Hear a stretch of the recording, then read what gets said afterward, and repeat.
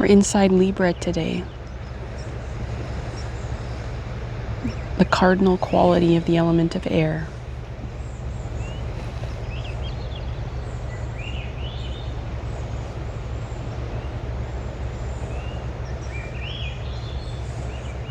Not always the easiest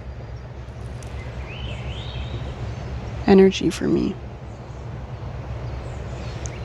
I have become covered in tiny green beetles.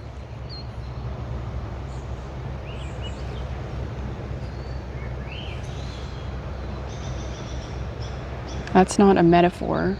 Well, everything is a metaphor. But it's something that's happening right now. They're all over me. They keep showing up.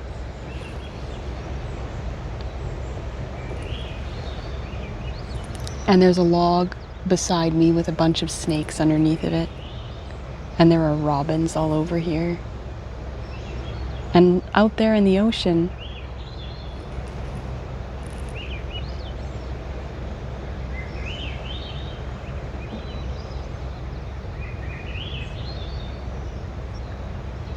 there's a grebe with 10 little ducklings. And yesterday she was here, and it was just her, the mother. But today, the father is with them.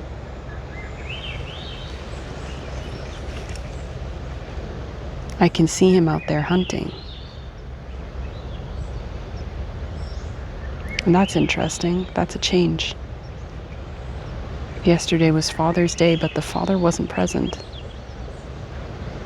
Today he is.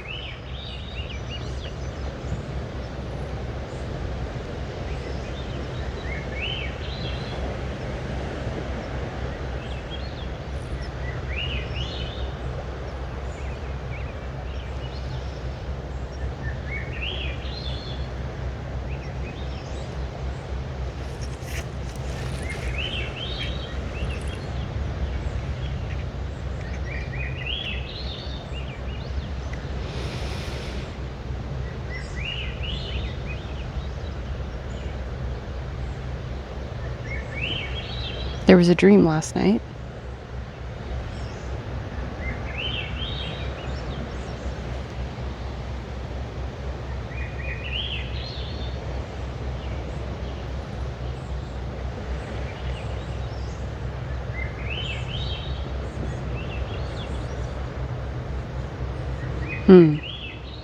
Talk about Gorse first.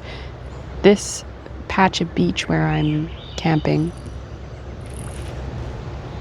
to get down to it, I had to walk along a trail.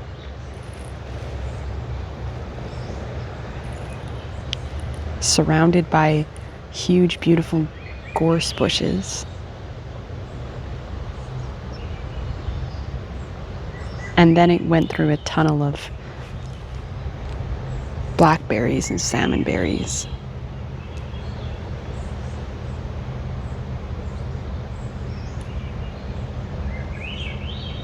But the gorse, I've never seen gorse that large. And it was full of rabbits living in there. And as I walked through in the evening last night,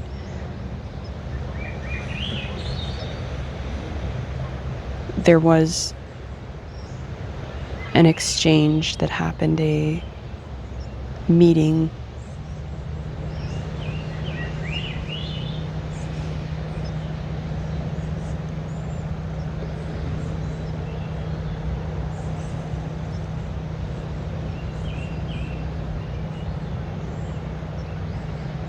with the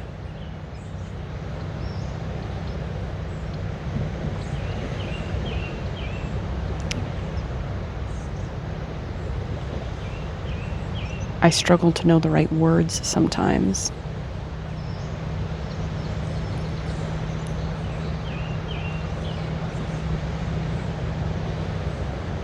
I'm going to say the overlighting spiritual being of Gorse.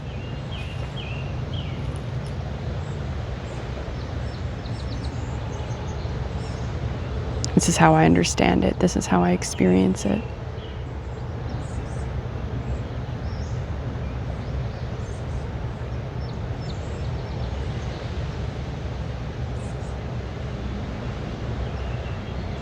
All ducks are one duck.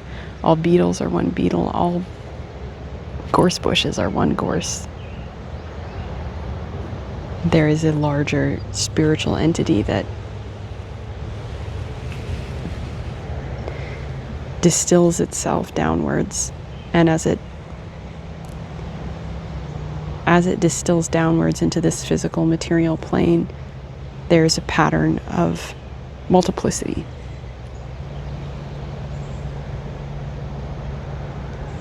In order for it to become material, it must separate. The one must become many.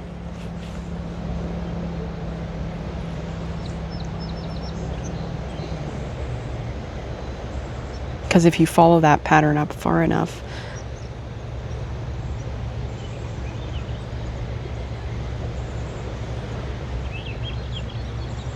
you get eventually to the one that all things, everything comes from.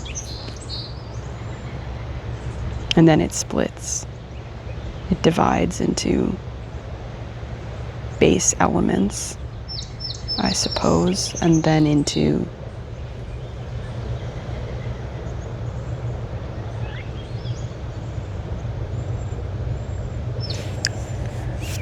okay, I'm getting pulled. It's a concept that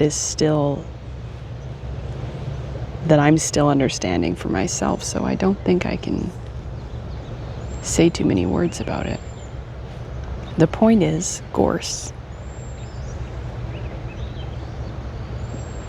I was standing there in the dusk, which is the time when these things become more present, more reachable, more tangible. It's a liminal space, a liminal time, when day is fading into night, and all the edges of everything become a little bit blurry.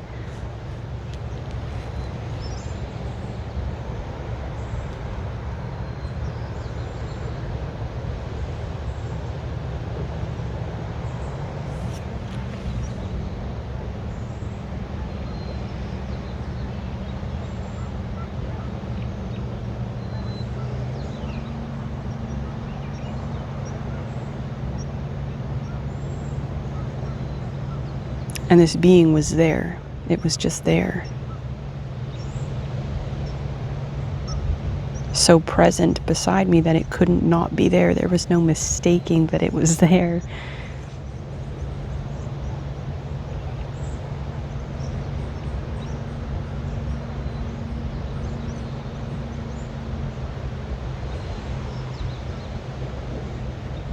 And the pattern of the physical gorse bush was present in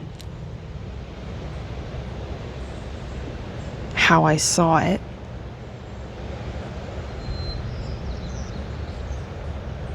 But it was something so much more complex as well. It was continually changing. Petals and leaves and bark and branches sort of shifting and interlocking and moving in a continuous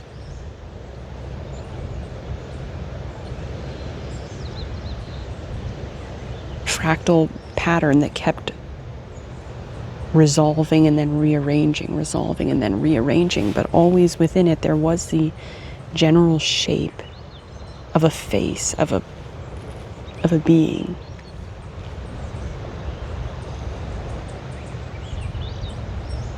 With vaguely human proportions. which is usually how they show themselves to me.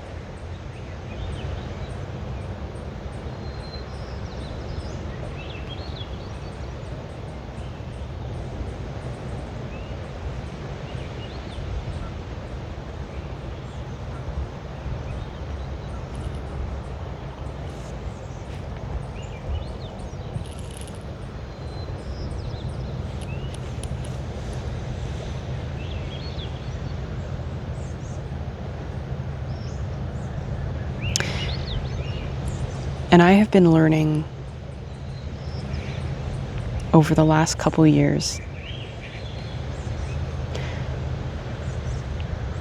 boundaries of all types.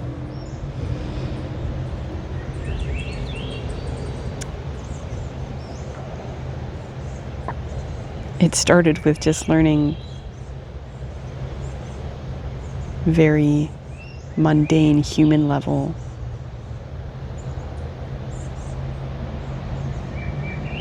interpersonal boundaries.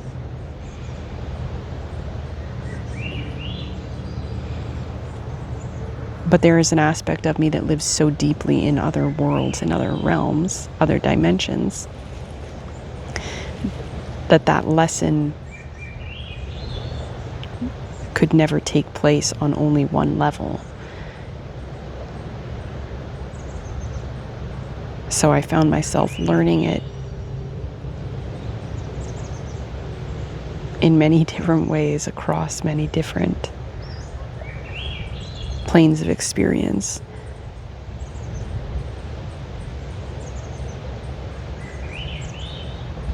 And I've had some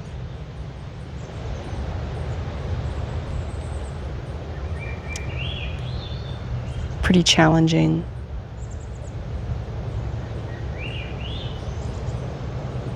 painful experiences.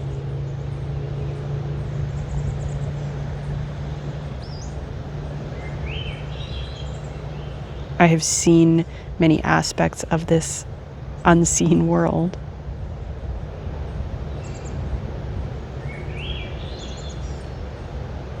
That are not always beautiful, not always friendly, and I have learned a certain level of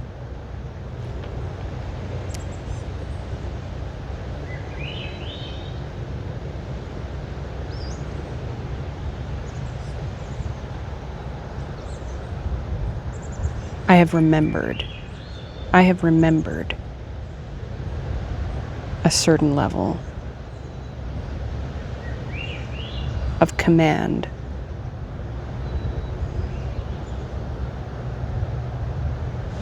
over my own spiritual being and the presence of it.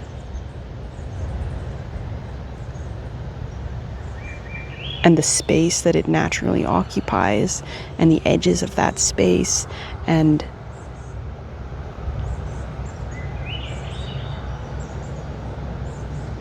the power of inhabiting that space.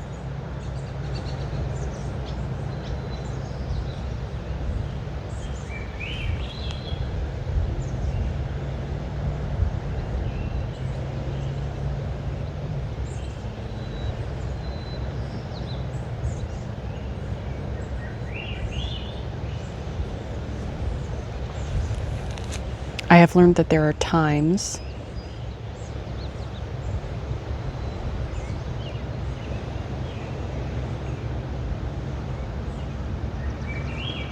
when power needs to be asserted.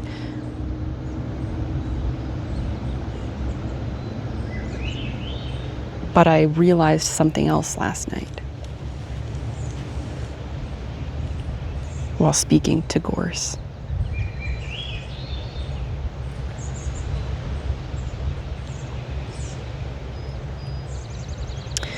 Because there is an instinct that I've developed.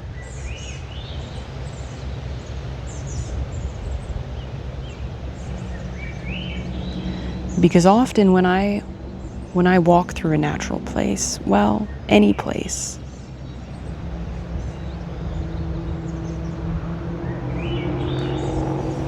bush, city,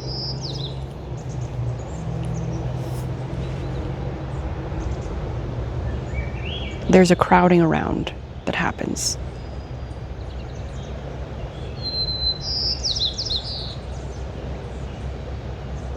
And I would be curious to know if there are others who also experience it that way.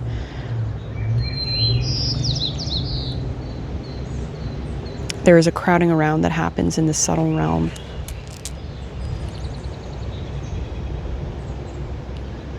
And it can feel sensorily overwhelming. I have learned to really demand a certain level of space and respect from these lower, I would say lower elemental beings typically.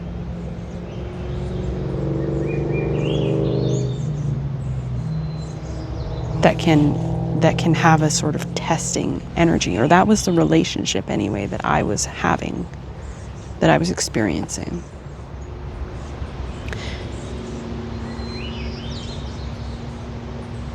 And it can be a fine line between being protective, because that is an appropriate thing to be. I am here to protect the integrity of this being that I am living as.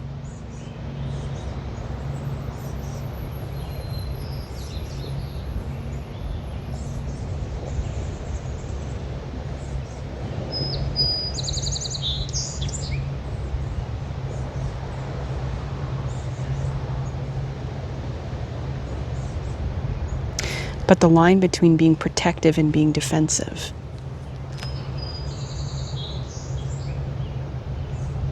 is a subtle thing that I've been learning, because the quality of protectiveness is actually empowered. It is coming from a place of and a sense of empowerment. Defensiveness is the disempowered version of that.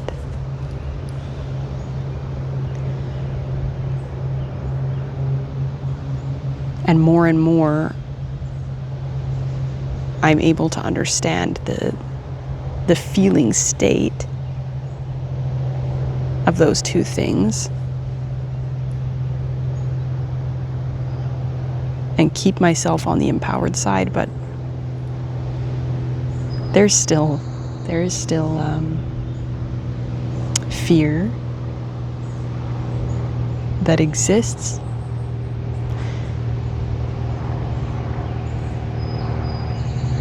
And there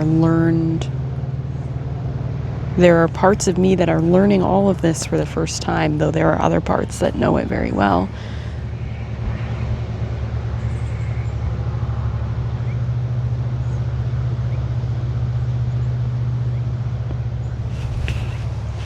So all to say, when Gorse appeared to me,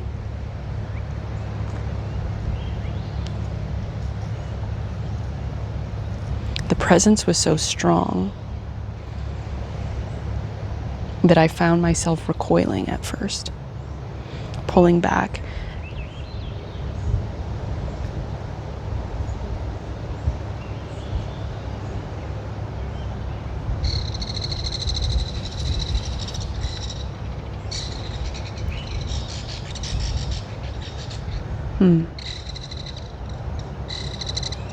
Kingfisher.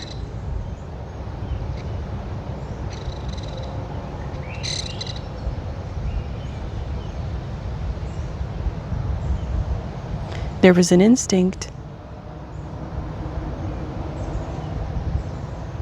to create a relationship of opposition between us. And that is based in the feeling of separation, that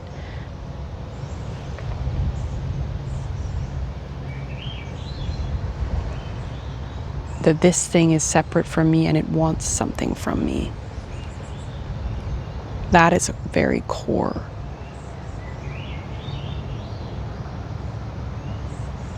wounding that I have. The feeling of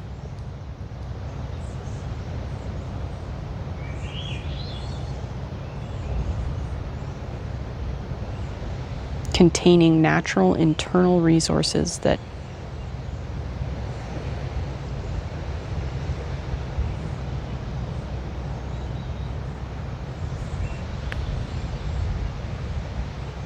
others are drawing from or trying to draw from. And that comes from very, very early experiences.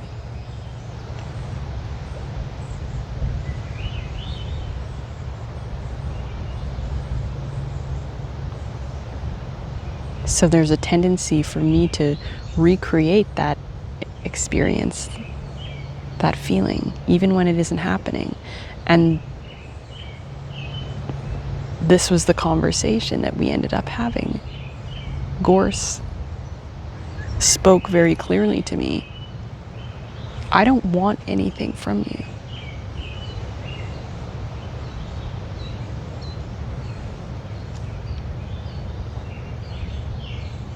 What do you have that I could want?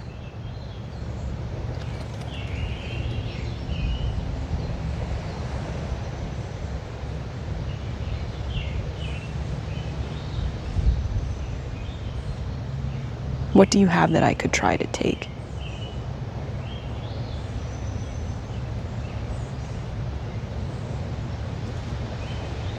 I am here as an equal.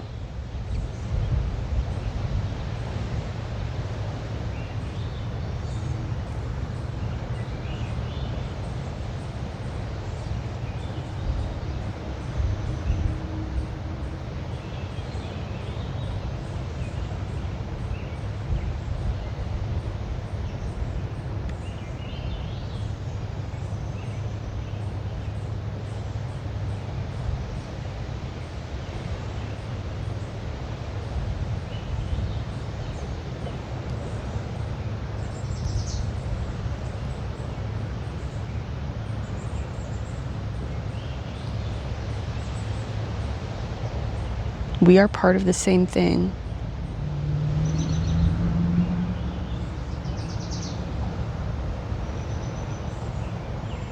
And I have an interest in knowing you as much as you have an interest in knowing me. And for you to fear me is for you to fear yourself. And for you to fear me is to disrespect me, which is also to disrespect yourself and your own innate power.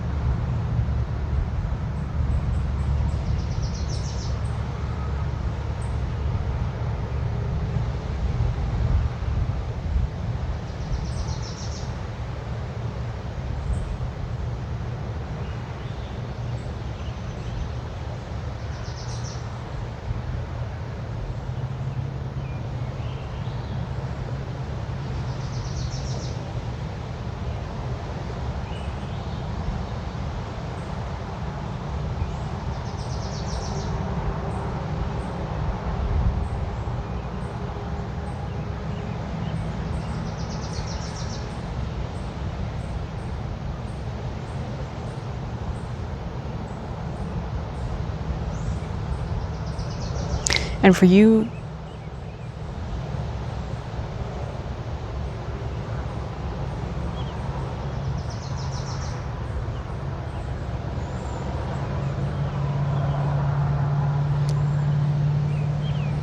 to expect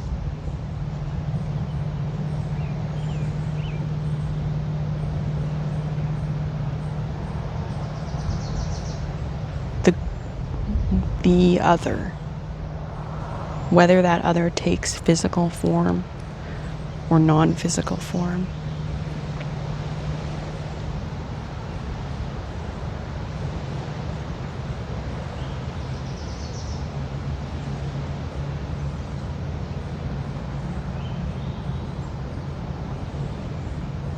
For you expect them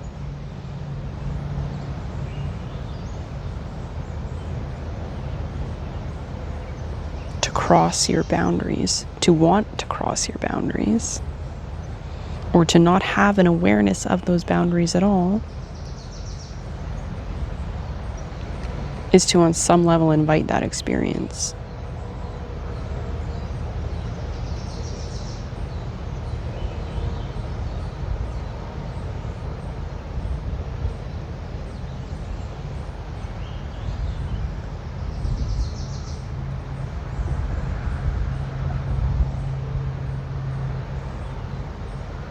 If you are aware, truly aware of your own boundaries, then it doesn't matter if anything or anyone else is, because those boundaries become a self-evident fact. They hold themselves, they exist, they are.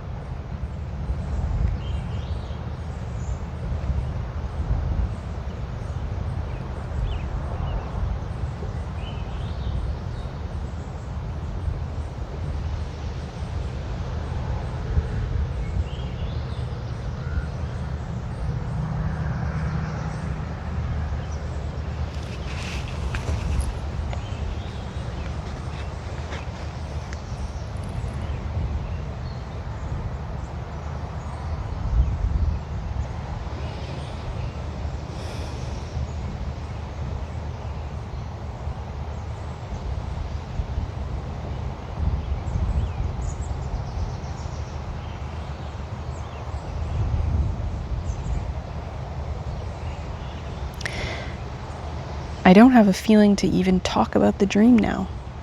I think it was just that.